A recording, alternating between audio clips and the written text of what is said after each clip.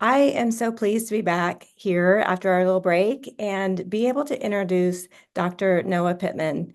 Dr. Pittman is a frequent visitor to Haas Hall Academy. He comes every year to visit with our seniors and gives such great insights on the college application process. So I'm happy to have him here as part of Welcoming Week to offer that to a broader audience and also specify how the volunteer experience can impact your college applications.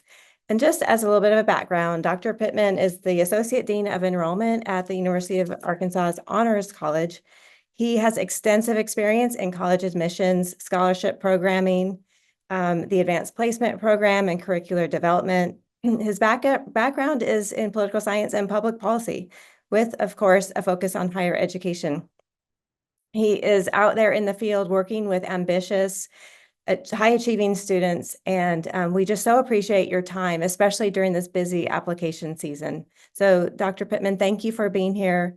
We look forward to hearing your thoughts on this. All right. Thank you so much, Ms. Culpepper. As she said, my name's Noah Pittman. I'm the Associate Dean of Enrollment for the Honors College at the University of Arkansas, along with teaching and honors as well. I've been asked today to talk to you from my perspective. I've been in college admissions for 16 years now about volunteering and how it works with college applications. Um, I know throughout the presentation, we'll stop at times. If you have any questions, just put them in the chat. I'll be happy to answer them, and we'll have some time at the end. But one of the most common questions I've been asked for years and years and years is what exactly are colleges looking for when they're making an admissions decision? That's something I get asked all the time. What is going to help me get into this institution? What's going to help me get the scholarship that I'm hoping to get? You name it. Now, every institution is different in terms of how they set up, but in general, just from my experiences, there's really three tiers of a college admissions decision. And every institution might put a little more emphasis on one tier over the other, or something within tier two than another school might. But in general, the first thing that a college admissions official is always looking at is can this student succeed academically at our institution? So looking at the quality of the academic record, high school GPA, rigor of courses, those are two really good predictors of college success. Depending on the university, some universities are test optional or test blind now. More and more universities are going back to using ACT and SAT scores in admissions decisions. But they might put one school might put more weight than the other on it. But the fundamental question, like I said, is can the student succeed academically? That's always tier one. The problem is at a lot of really competitive institutions, they have more than enough applicants that fit tier one criteria. That maybe they can only admit 10% of their applicant pool, but probably 60, 70, even 80% could probably succeed at an institution. So once you get past tier one, you have to go to tier two to make those really make those important decisions. That's where you start to get into other variables of the application, the quality of the resume, extracurriculars, leadership, service, which we're obviously going to be focused on today, part-time jobs, you name it, the essays prepared, letters of recommendation if they're required, an interview if they're required too. Those all fit into that tier two category. And then even past that, there may be some times where they still have to go to what I call tier three. Now, tier three is different from institution to institution. Every school has different things they're looking for in their incoming freshman class that they might emphasize more than another. So the personal qualities, experiences that will help the institution as a whole be successful. So the example I give for tier three is, at the University of Arkansas, we have the top track and field program in the country. Most national champions, dozens, probably hundreds at this point, Olympians, lots of gold medalists, you name it. You might be a really, really strong track athlete, one of the best in your city, maybe even the best in your state, but it might unfortunately not be good enough to be a track athlete at University of Arkansas. It's just we're getting people from the top athletes from all over the world. So the fact that you're a strong track athlete doesn't hurt you with us, but it doesn't help you as much as it might in another institution. But let's say you're also applying to a Division III school in NCAA. You might be one of the best track athletes they've ever been able to recruit. So that's going to help you get admitted to that school in a way it just won't help you as much at the University of Arkansas. So that tier three, unfortunately, you don't have a lot of control over. Every school has different things they're looking for, different things, different qualities, different experiences. that are unique to that institution. So that's why I always tell students at this point, especially if you're a senior, where you really got to focus on is that tier two right there. Tier three is out of your control. Tier one kind of is out of your control too. Yeah, you could send a new seventh semester transcript or maybe take the ACT or SAT again and improve a point or two. But what you can really control is that tier two, not so much the experiences you've already had, but how do you sell those experiences? That's what can make a really big difference between getting into an institution or not getting into an institution or getting that scholarship offer that you're really trying to go for. And of course, service is in that tier two. So why do colleges care about service experience? That's the next thing I get asked. Why is this part of the college admissions process? Now, part of this is based on anecdotal evidence, some of this is based on data, you name it. But in general, there's kind of five qualities we see from students who have really strong service experience on their college application. One, that the really important soft skill, empathy, desire to improve the lives of others. You're not just doing things to help yourself, and it's okay to do things that help yourself too. But you're trying to help the greater good, the greater community. Another is commitment and follow through. You committed to this service experience, even though you might not be getting paid and it might not be the most fun thing you could be doing at that time. Not only did you commit, but you also followed through. Those are really important skills for the rest of your life. Leadership experience. For students that are planning service experiences, they have to go through, in a lot of cases, organization. They have to schedule. They have to get people to actually show up to the thing. Sometimes they have to budget. You have to be able to provide meals in some cases, you name it. All really important leadership skills that'll help them both in college and beyond. Another is ability to collaborate and work well with others. Very rarely are you doing a service experience where you are exclusively by yourself. In a lot of cases, you're working with other people, peers, people older than you, people younger than you. That ability to collaborate, work with others, we hear over and over from employers, that's a very important soft skill. So you've indicated that you've done that in the past. And in some cases, relevant experience to the career you hope to pursue. We have a lot of students in our honors college that want to go to medical school. And your grades, your MCAT score are very important to get in medical school. But most medical school admissions officers say they really want a strong service background. They want people that are going into medicine to help others. And you indicate that through the service experiences you have. So if you're going to something exclusively nonprofit or a service experience, or you're helping others in your profession, even if you're going into something, you're just going into business in general. There are colleges all over the country where accounting students help low-income families file their taxes. That's a really big service experience that's giving them relevant experience at the same time. So those are five qualities we see with students who have a really strong service record. And that's why most every institution in the country is going to look positively on a student who talks about service in their application.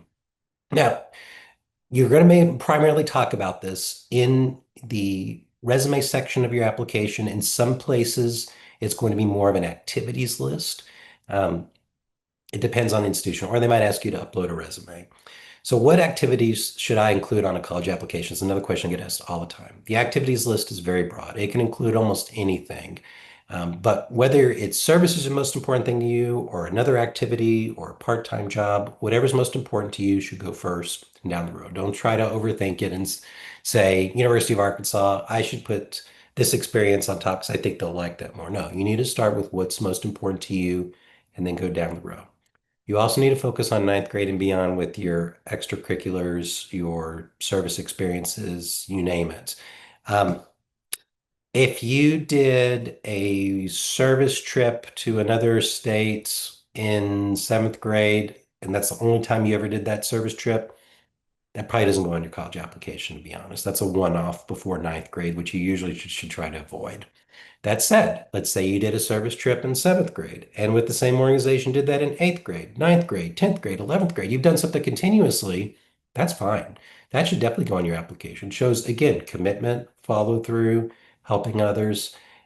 Something you've done continuously is always okay for the activity. That's why those examples you see there, Boy Scout since the age of 9, dance since the age of 6, those aren't one-offs. Those are things you've done continuously. Those can definitely go on your application, whether it's an extracurricular, a service, or anything that you would want to put on your activities list. Now, some possible examples of service activities. Some are pretty self-explanatory. Actual service activities through your school, your extracurriculars. You may be doing it through National Honor Society or Beta Club or another organization where you're doing service. Great, put that on there.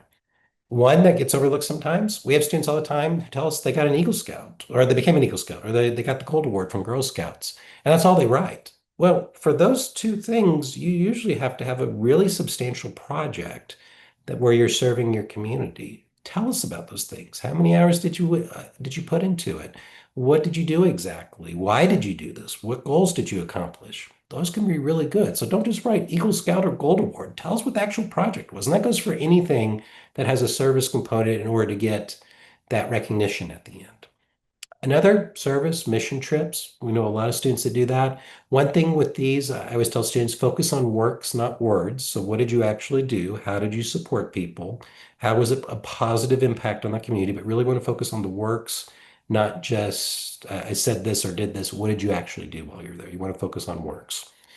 Nonprofit internships. Those aren't as common, but if you've done some type of internship or service work for a nonprofit, that's definitely a great service activity you can list. And then volunteer work doesn't always have to be through your school. It could be through a church, a community center, an institution, local government organizations, you name it. Any of that volunteer work can also go on when you're talking about service activities. And that's not an exhaustive list either. These are probably the most common things I see on applications that I read each year.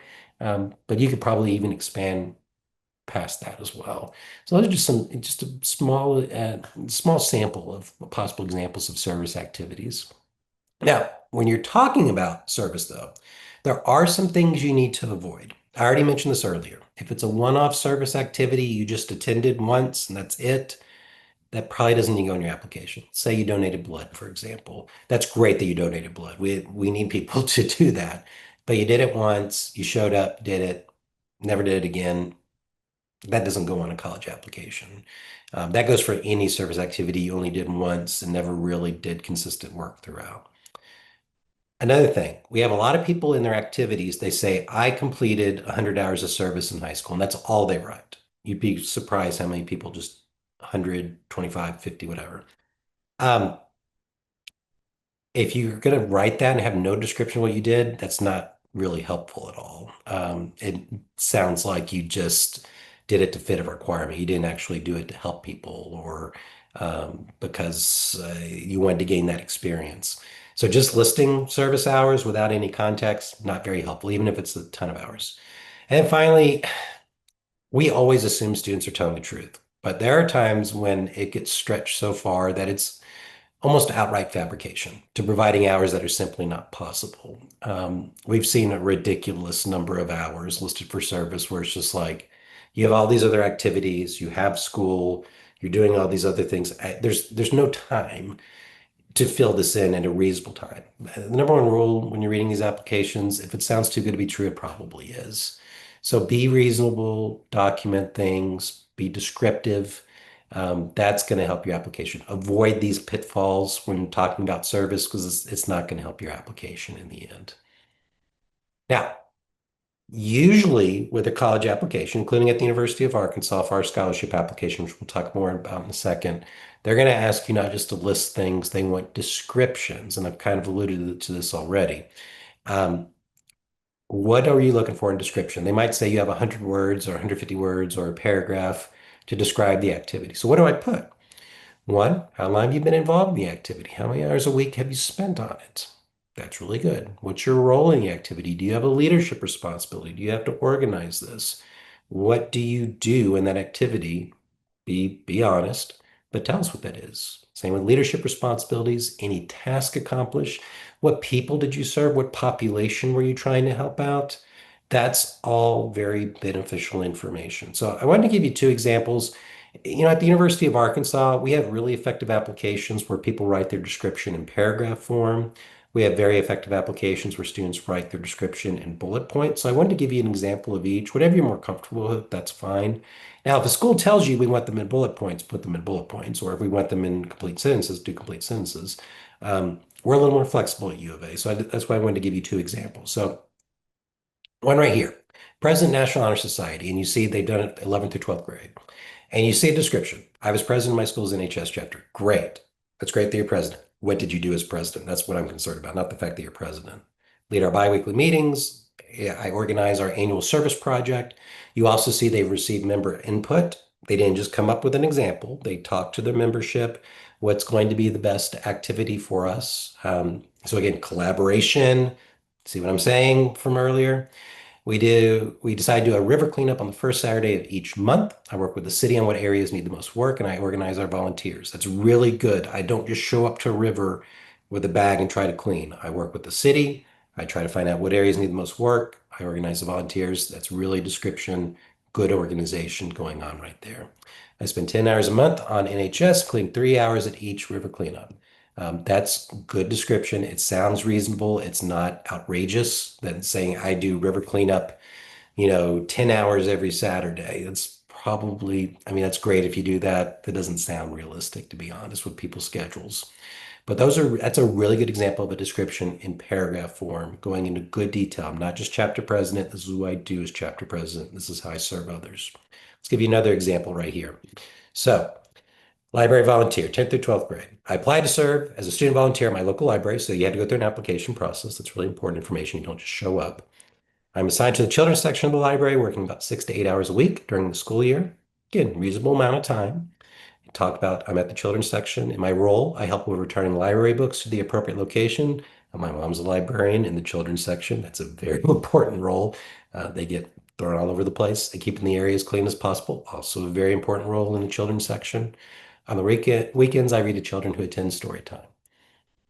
Good number of hours. I applied for it. I'm not just showing up. I went through a process. I have really important roles. I'm helping serve the library and helping serve the children of my community. Great description there. And you can see I done 10th through 12th grade. I suppose the president of NHS, probably became president in 11th grade and did that in 12th grade. Those are really good examples of service activity descriptions. And that goes for all of your extracurriculars. You're going to need to be able to describe them in a manner that's realistic, but also tells the application reviewers more about what you've done. All right, because the rule is always with college applications, quality over quantity. If you just list a bunch of activities with no description or short descriptions, and it's obvious you just joined activities, that's not really beneficial. Even if you've only done, just a couple of things in high school, but you put a lot of time and energy into it, that's going to reflect really well in your application, but you have to tell us that. You have to use those descriptions that we ask for. That's going to help you stand out in a very positive way. Now, a quick caveat about service, though. We understand not everyone has the time in their schedule to have robust service experiences. If you have a part-time job, have to serve as a caretaker, you might not have as much service record as another student who does not have that responsibilities, and that's okay. We see students all the time work 25, 30 hours a week, 20 hours a week, 10 hours a week. We've seen students who work literally full-time jobs in high school. You're not going to have as expansive of a service record, and that's fine. We're not going to penalize you for that. We don't think that you're a bad person or anything like that. But that's why it's important on your application. We include this earlier. List part-time work, other serious commitments on your activities list, and give those descriptions. That gives us context. So you might not have as much service record, but gosh, you are having to do all these things to help your family, help others around you.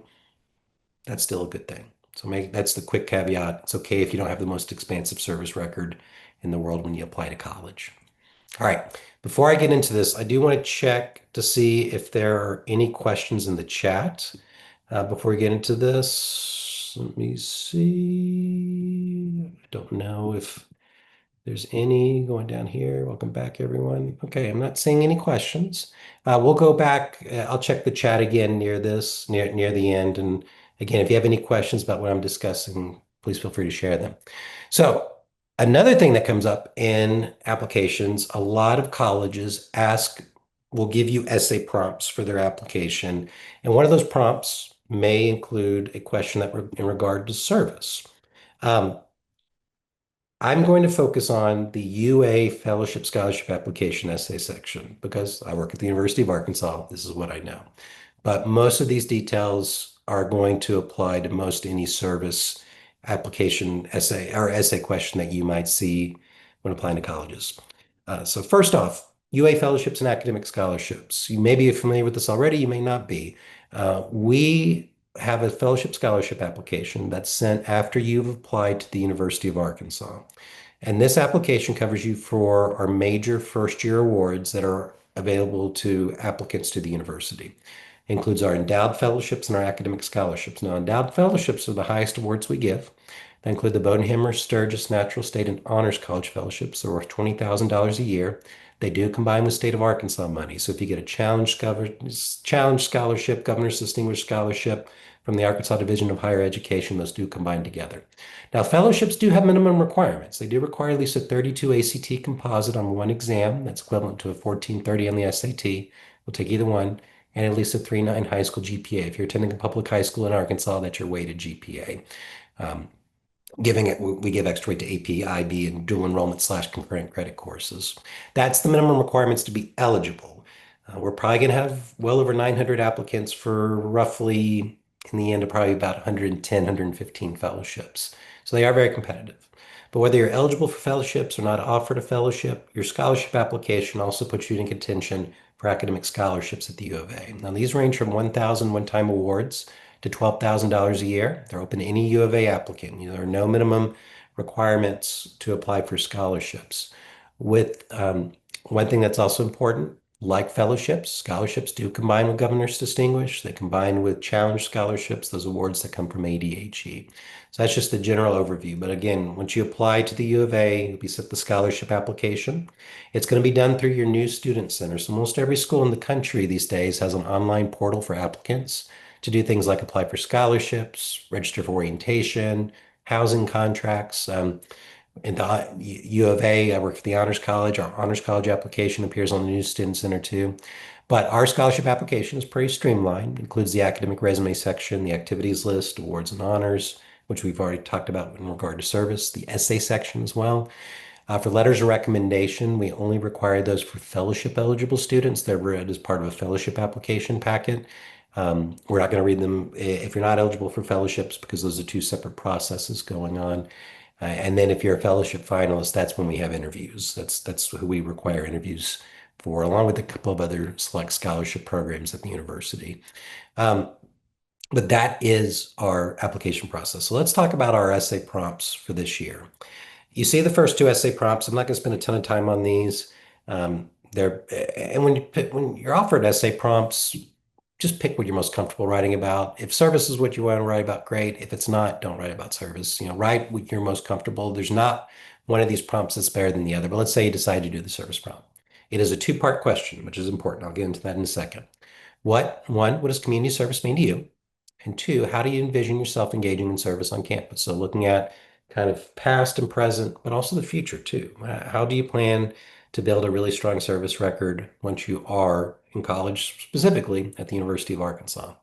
So for the service prompt, there's four things I think you need to consider with this. And again, so I've been doing this 16 years. I'm in charge of the fellowship selection process. Most years I read 400, give or take, about 400, 450 applications. I read a lot of these. What to consider. One, make sure you're giving equal attention to both questions presented in the prompt. So going back to this, we have so many people who focus on the first part of the question for 90% of the prompt, and they spend a couple of sentences at the end about the second part of the prompt. That's not good. If you have a multiple question prompt, you need to make sure you're giving adequate attention. It doesn't have to be exactly 50-50 to both questions. And that goes for any application question. Two, then another mistake when they're answering the first part of the prompt, they just repeat exactly what was in the resume activities list. I've seen essays where they basically copy and pasted the descriptions they put on the resume. That's not helpful. Every section of a college application should add, not just repeat. So when you talk about what service is important, you don't just do another laundry list that we already saw in the resume. That's not helping us much. You need to focus on quality, not quantity. So going into number three, it's much more beneficial, instead of just listing all the things you did, to focus on one activity that you put a lot of time and energy into and give us even more description. When did you do it? Who are you serving? Any anecdotes, like did you have an experience with a certain individual during that really shaped your mindset for it? something that's not in your resume and activities list. You only have 100 words in the activity. Go above and beyond that. Don't just repeat it, but tell us, what did you learn from it, and who did you serve, and how did you interact with those individuals? That's going to be really adding to your application in a positive way. And just a pro tip right here too. There's something we talk about in college admissions called demonstrated interest. I didn't really go into the tiers list, but every university is different about this. Demonstrated interest shows that you have a sincere interest. You're not just applying to the university. You've visited. You've met with someone at a college fair. You did a virtual chat with someone there. All of that's tracked um, at pretty much every school in the country. Demonstrated interest is somewhat important, maybe for fellowship consideration at U of A, kind of. At other places, it may be very, very important that it could be the difference between getting in and getting out. Um, and so, a good way to show demonstrate interest here. On the second question of the prompt, I would recommend you go to volunteer.uark.edu, the UA Volunteer Action Center, to learn about specific programs that are offered. If you can cite, and this is at any institution, you can cite something that's already available at that institution that you say, this is something I really want to get involved with because of this. That's a good way to show demonstrate interest. It shows that you are actually looking into the institution, thinking about your future in a realistic way, in a positive way. That I think that can make a really big difference when not that we're going to require this, but for any school, if they're asking about how you plan to be involved on that campus, if you spend the 5 minutes it takes to visit the website and see what's available and something you might be interested in, that can really help. So I would think that would really be positive if whenever you're being asked about your future. So some general college essay writing tips. This goes for all the prompts. I already mentioned this earlier. Make sure you're answering the prompt in its entirety. You don't try it. At the same time, don't try to squeeze in an essay from another application or assignment. It is so easy to figure out. Oh my gosh. Again, I've read a lot of these. I can tell when people are just trying to um, fit in something they've already written and it doesn't really fit with the prompt. That's not great. That's really going to hurt your application. You also want to make sure you're preparing a strong introduction to draw the reader into the essay. Doesn't include cliches and platitudes, so overused phrases, especially that first sentence. We see so many platitudes. My world changed in an instant. It felt like a lifetime. Yeah, those are overused phrases. You want to avoid that. Make sure you're answering the question without using those. One thing I always recommend to students, when your first draft is complete, read your essay aloud and note sections where you trip over words. Because in my experience, and I've had to write a lot in my life, um, when you read through it and note those sections, there's probably an issue. There might be an issue with punctuation, and sometimes the word choice is interesting, using clear language. I apologize, my children are here. Use clear language. That's going to help. So read the essay aloud, note sections where you trip over words, and go back and see what you can tinker with. And always, always, always make sure you have at least one person you trust proofread your essay. It could be a teacher, it could be a counselor, it could be an older sibling who's gone through this process, it could be a parent. I'd say one. Some people say, what about two? That's probably fine. Anything more than that, you're going to start getting conflicting information from people. Um, you just find someone you trust, but at least one person. If you submit it without reading it, there's probably things about your writing that you don't realize you make mistakes. There are things about my writing that I don't always realize, oh my gosh, I made a mistake. That's just what I'm used to writing. That's why it's important to have someone you trust proofread your essay. And that goes for any type of college application essay. So I do want to mention this. If you're applying to University of Arkansas, again, I work for U of A. I'm going to talk about our processes. Always be familiar with what's the process for scholarship applications at your institution. So at U of A, we recommend that you submit your admission application by November 1st, and then submit your scholarship application by the priority deadline, November 15th. There's no advantage to turning it in today. There's a clear advantage between November 15th and 16th. So you want to try to apply by November 15th. The admissions office is very clear. Most of the money they give are to people who apply by November 15th. It's not an early decision program or early action. You're not committing yourself to the University of Arkansas. The big benefit is A, it helps you with your scholarship chances. B, you'll get a scholarship decision by mid to late January. You do not have to accept or decline that award until May 1st, the national deadline to choose a college. So you're finding out sooner. You can help you make a decision sooner about whether or not you're coming to U of A. but you still have until May 1st to make those final decisions once you've seen all your admission offers and your financial aid offers. The final deadline to apply for scholarships is February 1st. So if you wait till February 1st, you're probably not going to hear until about early March.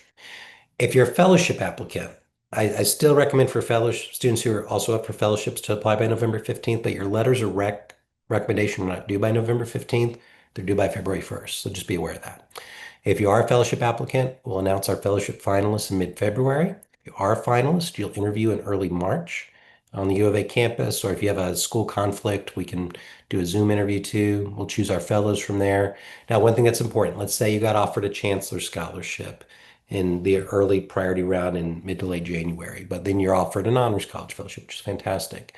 The honors college fellowship does cancel out the chancellor scholarship or any other scholarship from the University of Arkansas. Now, obviously, the fellowship's worth more, so students, I haven't had anyone say no to it because I'd rather have the chancellors. But it does cancel that out. It does not cancel out external scholarships like Governor's Distinguished Challenge Scholarship. It does not cancel out fine arts scholarships or local scholarships, but it does cancel out that original institutional offer. Like I said earlier, May 1st, national deadline, choose a college. It's just good. Once you make your decision wherever you're going, it is good form to inform the other schools. Usually they have a form you could fill out online real quickly saying, I'm not coming, here's where I'm going. And that's just good form. Don't leave them hanging. That's what you should do with every college you just that's admitted you that you're not attending. All right, so let's go to questions here. I think I noticed a couple of things might have popped up in the chat since I started. Still not seeing any questions at all. Uh, Anything at all? I'll give it a minute. But that's Exactly. really, go ahead. It's after lunch, so I think that maybe people Yeah. are still trying to stay awake. But this has been incredible, the Mhm. information that you've shared. So yeah, if anyone has a question, please Yeah. pop it in chat. I know that Mr. Pittman would love to answer it, but this has been, wow, so much great information. Yeah, Still- Dr. Pittman, you're so thorough in everything that all the Okay, thank information that you you. provide. So I think it is like there's not very many questions because Mhm. you've been doing this and you know how to cover every little aspect. Okay, Um, well, thank you. That's very kind to say. If you have questions after today, I'll put, you see the Honors College email address on here. I'll also put my personal email address in here as well in the chat. So, and I misspelled my name, of course I did.